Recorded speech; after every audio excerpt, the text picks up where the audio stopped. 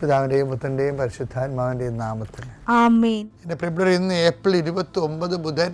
അമ്മേ പരിശുദ്ധ അമ്മേ, അമ്മേ പരിശുദ്ധമേ, ദൈവമാതാവേ, കൃപാസനത്തിലൂടെ ഞങ്ങൾക്കും ഞങ്ങളുടെ ദേശത്തിനും അമ്മ മധ്യസ്ഥം തേടി തന്ന എല്ലാ അനുഗ്രഹങ്ങൾക്കും കൃപകൾക്കും ഞങ്ങളിപ്പോൾ ഹൃദയം നിറഞ്ഞ നന്ദി പറയുന്നു. അമ്മേ പരിശുദ്ധമേ, ദൈവമാതാവേ, 2004 ഡിസംബർ 7 ഉച്ചകഴിഞ്ഞ് 2:30 കൃപാസനത്തിൽ സംഭവിച്ച അമ്മയുടെ പ്രത്യക്ഷപ്പെടലിനെ കുറിച്ച് തിരുസഭയ്ക്ക് സമർപ്പിച്ചിരിക്കുന്ന പഠനരേഖകളുടെ മേൽ സഭാത്മകമായ പഠനം ആരംഭിക്കുവാൻ ഞങ്ങൾ പ്രാർത്ഥിക്കുന്നു. അമ്മേ പരിശുദ്ധമേ, ഭൂസ്വർലോകങ്ങളുടെ രാജ്ഞിയായ അങ്ങേയ്ക്ക് ഭൗമസംരക്ഷണത്തിനായി പ്രപഞ്ചപ്രകൃതിയെ തന്നെ തിരുസഭ പ്രതിഷ്ഠിക്കുവാൻ ഈ പ്രത്യക്ഷീകരണം വഴി ഇടയാക്കണമേ. പരിശുദ്ധമേ, ജപമാല മാതാവേ, സകല കൃപാസനം പ്രാർത്ഥനയോടും ചേർത്ത് ഞങ്ങളിപ്പോൾ പ്രാർത്ഥിക്കുന്ന ഈ കുടുംബത്തിന്റെ പ്രത്യേക നിയോഗം പറ മക്കളെ.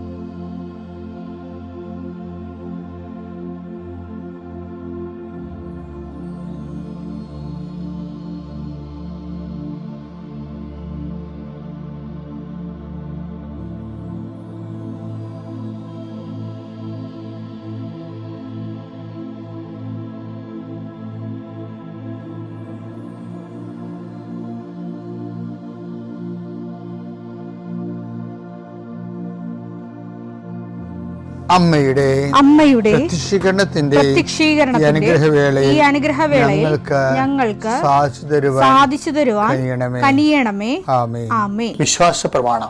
സർവശക്തനായ പിതാവും ആകാശത്തിന്റെയും ഭൂമിയുടെയും സൃഷ്ടാവുമായ ദൈവത്തിൽ ഞാൻ വിശ്വസിക്കുന്നു. അവിടുത്തെ ഏകപുത്രനും ഞങ്ങളുടെ കർത്താവുമായ ഈശോമിശിഹായിലും ഞാൻ വിശ്വസിക്കുന്നു. ഈ പുത്രൻ പരിശുദ്ധാത്മാവിനാൽ ഗർഭസ്ഥനായി കന്യകാമറിയത്തിൽ നിന്ന് പിറന്ന് പൊന്തിയോസ് പീലാത്തോസിന്റെ കാലത്ത് പീഡകൾ സഹിച്ച് കുരിശിൽ തറയ്ക്കപ്പെട്ട് മരിച്ച് അടക്കപ്പെട്ട് പാതാളങ്ങളിൽ ഇറങ്ങി മരിച്ചവരുടെ ഇടയിൽ നിന്ന് 3-ാം നാൾ ഉയർത്ത് സ്വർഗത്തിലേക്ക് എഴുന്നള്ളി സർവശക്തിയുള്ള പിതാവായ ദൈവത്തിന്റെ വലതുഭാഗത്തിരിക്കുന്നു. അവിടെ നിന്ന് ജീവിക്കുന്നവരെയും മരിച്ചവരെയും വിധിക്കുവാൻ വരുമെന്നും ഞാൻ വിശ്വസിക്കുന്നു. പരിശുദ്ധാത്മാവിലും ഞാൻ വിശ്വസിക്കുന്നു. വിശുദ്ധ കത്തോലിക്കാ സഭയിലും പുണ്യവാന്മാരുടെ ഐക്യത്തിലും പാപങ്ങളുടെ മോചനത്തിലും ശരീരത്തിന്റെ ഉയർപ്പിലും നിത്യമായ ജീവിതത്തിലും ഞാൻ വിശ്വസിക്കുന്നു. ആമേൻ. സുഖസ്ഥനായ ഞങ്ങളുടെ പിതാവേ, അങ്ങയുടെ നാമം പൂജിതമാകണമേ. അങ്ങയുടെ രാജ്യം വരണമേ. അങ്ങയുടെ തിരുമനസ് സ്വർഗത്തിലെ പോലെ ഭൂമിയിലും ആകണമേ. അന്നു വേണ്ടുന്ന ആഹാരം ഇന്ന് ഞങ്ങൾക്ക് തരണമേ. ഞങ്ങളോട് തെറ്റ് ചെയ്യുന്നവരോട് ഞങ്ങൾ ക്ഷമിക്കുന്നത് പോലെ ഞങ്ങളുടെ തെറ്റുകൾ ഞങ്ങളോടും ക്ഷമിക്കണമേ. ഞങ്ങളെ പ്രലോഭനത്തിൽ ഉൾപ്പെടുത്തരുതേ, തിന്മയിൽ ഞങ്ങൾ രക്ഷിക്കണമേ. ആമേൻ. നന്മ നിറഞ്ഞ മറിയമേ, സ്വസ്തി. കർത്താവ് അങ്ങയുടെ കൂടെ സ്ത്രീകളിൽ അങ്ങ് അനുഗ്രഹിക്കപ്പെട്ടവളാകുന്നു.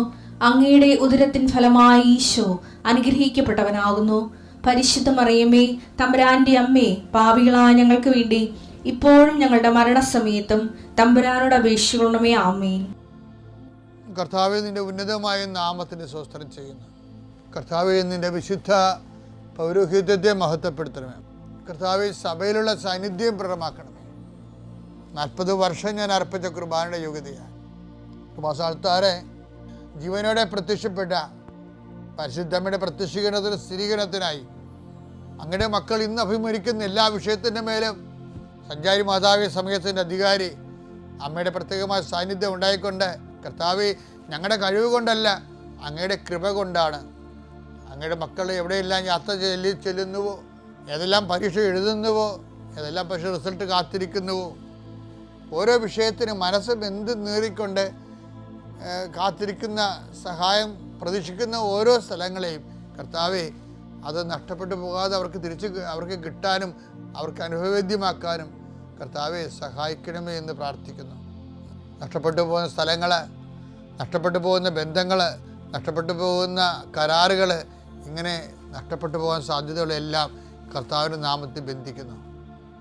ഓരോ സ്ഥലവും ഓരോ വിഷയത്തെ നീ ആസ്പദമായിക്കൊണ്ട് അതിനെ അധികരിച്ചുകൊണ്ട് ഓരോ വിഷയത്തിൻ്റെ മേലും നീ ആഗ്രഹം അവലംബിച്ചുകൊണ്ട് അത് ഓരോ ഡേറ്റും ഓരോ നീ പ്രത്യാശയോടെ കാത്തിരിക്കുന്ന ചില വ്യക്തികളുടെ വരവ്, പ്രത്യാശയോടെ കാത്തിരിക്കുന്ന ചില ഓഫറുകൾ, പ്രത്യാശയോടെ കാത്തിരിക്കുന്ന ചില തീയതികൾ എല്ലാം എൻ്റെ ദൈവവേദനയെ നിനക്ക് അനുഗ്രഹമായി മാറട്ടെ. അതിനെതിരെ വരുന്ന എല്ലാ തിന്മയുടെ ശക്തികളെയും ഈശോയുടെ നാമത്തിൽ ഞാൻ ബന്ധിച്ചു കർത്താവിന് കാൽക്കീഴിലാക്കുന്നു. കർത്താവെ, രോഗികൾ, പീഡിതർ, കുടുംബസമാധാനം ഇല്ലാത്തവർ, വിദേശ യാത്ര ചെയ്യുന്നവർ, കർത്താവെ അവരെല്ലാം നീ ആശീർവദിക്കണമെന്ന് പ്രാർത്ഥിക്കുന്നു. എൻ്റെ കർത്താവിൻ്റെ ഉന്നതമായ നാമത്തിൽ സഭയുടെ അധികാരത്തിൽ കുരിശിൻ്റെ അടയാളത്തിൽ ഉപരി പഠനത്തിന് വേണ്ടി ചിന്തിക്കുന്നവരും ആലോചിക്കുന്നവരും അതിനുവേണ്ടി പരിശ്രമിക്കുന്നവരും അവരുടെ കഴിവിനേക്കാൾ കൂടി ദൈവത്തിൻ്റെ കൃപയാൽ അവർ ചെന്നെത്തേണ്ട ഇടത്ത് അവരെ എത്തിക്കാൻ വേണ്ടി പരിശുദ്ധമ്മ ദേവമാതാവിൻ്റെ മധ്യസ്ഥ പ്രാർത്ഥിക്കുന്നു. കർത്താവ് അസ്ഥിരോഗികളെ നിസുഖപ്പെടുന്നതിനെ ഓർത്ത് നന്ദി പറയുന്നു. ആ ദർശനത്തിലുള്ളതാണ്. അസ്ഥിരോഗികളെ കർത്താവ് സുഖപ്പെടുന്നതിനെ ഓർത്ത് നന്ദി പറയുന്നു. നിത്യപിതാപുത്രൻ പരിശുദ്ധാത്മാവായ സർവേശ്വരെ നീക്കുവാമേ. എൻ്റെ പ്രിയപ്പെട്ടവരെ, നമ്മളെപ്പോഴും ധ്യാനിക്കുന്ന ഒരു വാക്കാണ്. എന്താണെന്നറിയാമോ? നിങ്ങൾ അവിശ്വസ്തരായിരുന്നാലും ദൈവം വിശ്വസ്തനായിരിക്കും. ഞാൻ തന്നെ കുറേ പ്രാവശ്യം പറഞ്ഞിട്ടുണ്ട്. 2 തിമോത്തിയാണ് 2:13. നാം അവിശ്വസ്തരായിരുന്നാലും അവൻ വിശ്വസ്തനായിരിക്കും. എന്തെന്നാൽ തന്നെ തന്നെ നിഷേധിക്കുക അവന് സാധ്യമല്ല. ഇപ്പം എന്താ പ്രോബ്ലം വെച്ച് കഴിഞ്ഞാൽ, ഇതൊരു ആശയതലമാണ്. ദൈവത്തെക്കുറിച്ച് അറിഞ്ഞെടുത്തോളൂ ഈ അപ്പോസ്തലൻ പറയണതാണ്. പൗലോസ് അപ്പോസ്തലൻ്റെയൊക്കെ ക്രിസ്റ്റോളജിയുടെ ചില പരിമിതികളെന്ന് പറയുന്നത് അദ്ദേഹം ഒരു ലേറ്റർ എൻട്രിയാണ്, ഇടയ്ക്ക് വന്ന ആളാണ്. അപ്പോൾ അതുകൊണ്ട് അദ്ദേഹത്തിൻ്റെ അനുഭവങ്ങളുടെ മുഴുവനും പരിശോധിച്ച് നമുക്ക് മനസ്സിലാവും ഇത് പഴയ നിയമമാണ് ഇങ്ങേര് അവലംബിക്കണമെന്ന് മനസ്സിലാവും. പഴയ നിയമമാണ് അവതരിപ്പിക്കുന്നത്. അവതരിപ്പിക്കുന്നതെല്ലാം മോസസിൻ്റെ അബ്രാഹത്തിൻ്റെയും ദൈവത്തെയാണ് പലപ്പോഴും അദ്ദേഹം അവതരിപ്പിക്കുന്നത്. ഈ മോസസിൻ്റെയും എബ്രാഹത്തിൻ്റെയും ദൈവം കഴിഞ്ഞിട്ട് യേശുക്രിസ്തുവിന് ദൈവം വരുന്നുണ്ട്. അത് പുള്ളിക്ക് അത്ര കണ്ട് പിടിയില്ല. എന്താ കാര്യം വെച്ച് കഴിഞ്ഞാൽ, നിങ്ങളോർക്കും അശാന്തി ഇങ്ങനെ പറയണത്, യേശുക്രിസ്തുവിൻ്റെ ദൈവം എന്ന് പറയുന്ന വിശ്വാസത്തിൻ്റെ അവസാന വാക്കാണ്. പൗലോസ് അപ്പോസ്തലൻ എന്താ പറയണത്? നമ്മൾ അവിശ്വസ്തരായിരുന്നാലും ദൈവം വിശ്വസ്തനായിരിക്കും. അത് എബ്രാഹത്തിന് കൊടുത്ത വെളിപാടിൻ്റെയും മോസസിന് കൊടുത്ത വെളിപാടിൻ്റെയും പിന്തുടർച്ചയാണ് ആ പറയണത്. പക്ഷേ പുതിയ നിയമത്തിൽ എങ്ങനെ പറയണത്? പുതിയ നിയമത്തിൽ യേശുക്രിസ്തു വിശ്വസ്തനായിരുന്നു അല്ലേ? പക്ഷേ പ്രയോഗത്തിൽ ദൈവം വിശ്വസ്തനായിരുന്നില്ല. അപ്പോൾ നിങ്ങളോർക്കും അച്ഛൻ പറയുന്ന പാഷാണ്ഡതയാണ്. പാഷാണ്ഡതയല്ല, ഈ ആബ്സെൻസ് ഓഫ് ഗോഡ് പ്രീസപ്പോസ് ചെയ്തുകൊണ്ട് മാത്രമേ ഒരു വിശ്വാസിയുടെ PhDയിലേക്ക് പോകാൻ പറ്റത്തുള്ളൂ. ബിരുദാനന്തര ബിരുദമില്ലേ? അതെന്ന് പറഞ്ഞാൽ എന്താണത്? ദൈവം അവിശ്വസ്തനായിരുന്നാലും നമ്മൾ വിശ്വസ്തരായിരിക്കണം. അതുകൊണ്ട് പൗലോസ് അപ്പോസ്തലൻ പറയണത്, ഞങ്ങൾ ദൈവം അവിശ്വസ്തനാണെന്ന് അല്ല ഞാൻ പറഞ്ഞത്, അങ്ങനെ കാണപ്പെടാവുന്നതാണ്. മനസ്സിലായ? എന്ന് വെച്ച് കഴിഞ്ഞാൽ അതാണ്, ഞങ്ങൾ പരാജയപ്പെട്ടവരായിട്ട് കാണപ്പെട്ടാലും നിങ്ങൾ വിജയിക്കണമെന്ന് അദ്ദേഹം പറയുന്നുണ്ട്. 2 കൊരിന്ത്യർ 13:7. ഞങ്ങൾ പരീക്ഷയിൽ വിജയിച്ചവരായി കാണപ്പെടണമെന്നില്ല. ഞങ്ങൾ പരീക്ഷ വിജയിച്ചവരായി കാണപ്പെടണമെന്നില്ല. ഞങ്ങൾ പരാജിതരായി കാണപ്പെട്ടാലും നിങ്ങൾ നന്മ പ്രവർത്തിക്കണം. അപ്പോൾ അത് കാണപ്പെടാന്ന വാക്ക് അവിടെ ഉപയോഗിക്കേണ്ട കാര്യമില്ലേ ശരിക്കും പറഞ്ഞാൽ? കാരണം ഞങ്ങൾ പരാജിതരായി കാണപ്പെട്ടാൽ, അതായത് ഒരു പ്രതീതി നമ്മൾ പരാജയപ്പെട്ടു എന്നുള്ളത് നമുക്ക് ഒരു പ്രതീതി നമുക്കുണ്ടായാലും നമ്മളെന്ത് ചെയ്യണം? അതിലൊരു നമ്മൾ യുദ്ധം തോക്കരുത്. മനസ്സിലായ? ഇപ്പം അശുദ്ധ മഹാധ എന്ന് പറഞ്ഞ കുരുക്ഷേത്ര യുദ്ധത്തിലില്ലേ, കുഞ്ചര എന്ന് പതുക്കെ പറയത്തുള്ളൂ. ആ അശുദ്ധാത്മാവ് മരിച്ചു എന്ന് പറയുമ്പോൾ തന്നെ പാളയത്തിൽ പടയായി നിർവീര്യമായി ആൾക്കാർ അണികളിൽ അന്തഛിദ്രയായി അങ്ങനെ പോകരുത്. അതാണ് ഞങ്ങൾ പരാജയപ്പെട്ടവരായി കാണപ്പെടാൻ ചെയ്തത്. പിശാച് ചിലപ്പോൾ അങ്ങനെ കാണിക്കും നമ്മളാണ്. അല്ല, ദൈവം തന്നെ അങ്ങനെ ഒരു പ്രലോഭനത്തിലേക്ക് നമ്മളെ കൊണ്ടുപോകും. അപ്പോഴും എന്താണ് ഉദ്ദേശിക്കുന്നത്? നിങ്ങൾ വിജയിച്ചവരായി നിങ്ങൾ വിജയിക്കണം. ഇപ്പോൾ ചില സമയത്ത് ദൈവം നമ്മളെ കൈവിട്ടതായിട്ട് കാണപ്പെടും. അതാണ് ഞാൻ പറഞ്ഞത്. That's my point. അതായത് ദൈവം ഇപ്പം യേശുവിൻ്റെ ഏറ്റവും വലിയ ആന്തരികമായ ആത്മവിശ്വാസം എന്തായിരുന്നു? പിതാവ് എപ്പോഴും എന്നോട് കൂടെ ഉണ്ട്, ഞാൻ ഏകനെല്ലാം തന്നെയാണ്. യോഹന്നാൻ 16:32. എന്നാൽ നിങ്ങൾ ഓരോരുത്തരും താന്താങ്ങളുടെ വഴിക്ക് ചിതറിക്കപ്പെടുകയും എന്നെ ഏകനായി വിട്ടുപോവുകയും ചെയ്യുന്ന സമയം വരുന്നു. അല്ലാതെ വന്നു കഴിഞ്ഞു എങ്കിലും ഞാൻ ഏകനല്ല. യേശുവിന്റെ കോൺഷ്യസ് കണ്ട, എങ്കിലും ഞാൻ ഏകനല്ല. കാരണം പിതാവ് എന്നോട് കൂടെയുണ്ട്. പിതാവ് എന്നോട് കൂടെയുണ്ട്. അതാണ് യേശുവിന്റെ ആന്തരിക ബോധ്യം. അപ്പം നിങ്ങളൊക്കെ അവിശ്വസ്തരായിരുന്നാലും വിശ്വസ്തനായ പിതാവ് എൻ്റെ കൂടെ ഉണ്ട്. പക്ഷെ അങ്ങനെ പറഞ്ഞാൽ കുരിശിന് വില ഉണ്ടാകത്തില്ല. അതുകൊണ്ട് എന്ത് ചെയ്യും? അതുകൊണ്ട് ആബ്സെൻസ് ഓഫ് ഗോഡ് ഉണ്ടാവും. പിതാവുണ്ട്, പക്ഷെ നമുക്ക് അനുഭവവേദ്യമല്ല.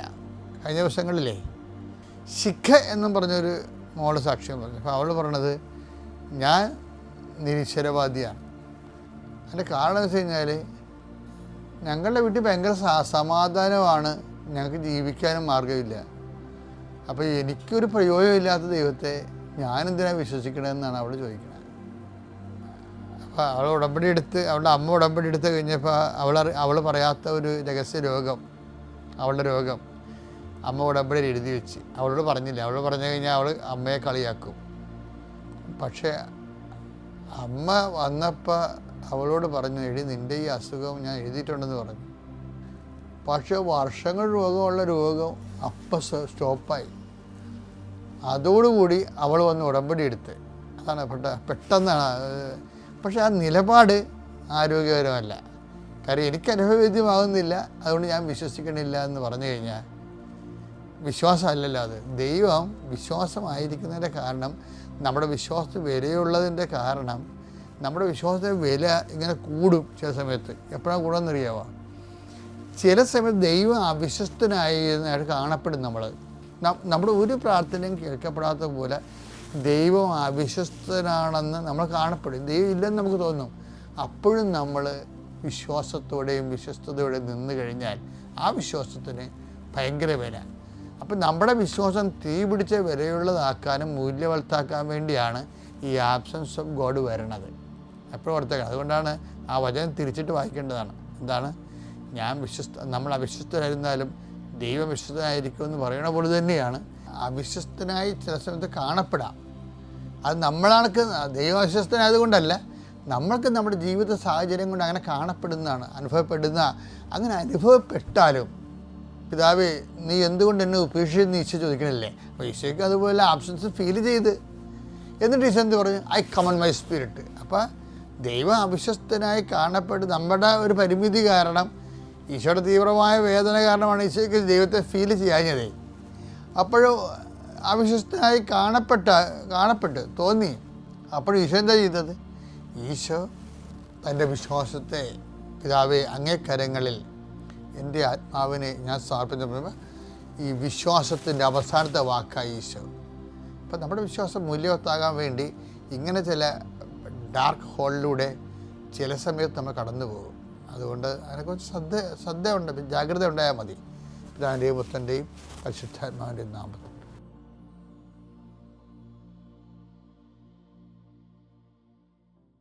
അത്യപൂർവ ദൈവാനുഭവങ്ങൾ ഇനി നിങ്ങൾക്കും സ്വന്തം. ഈ യൂട്യൂബ് ചാനൽ ഇതുവരെ സബ്സ്ക്രൈബ് ചെയ്തിട്ടില്ലെങ്കിൽ ഇപ്പോൾ തന്നെ സബ്സ്ക്രൈബ് ചെയ്യുക. ഈ വീഡിയോ ഇപ്പോൾ തന്നെ നിങ്ങളുടെ സുഹൃത്തുക്കൾക്ക് ഷെയർ ചെയ്തുകൊണ്ട് കർത്താവിൻ്റെ പ്രേക്ഷിതരാകുക.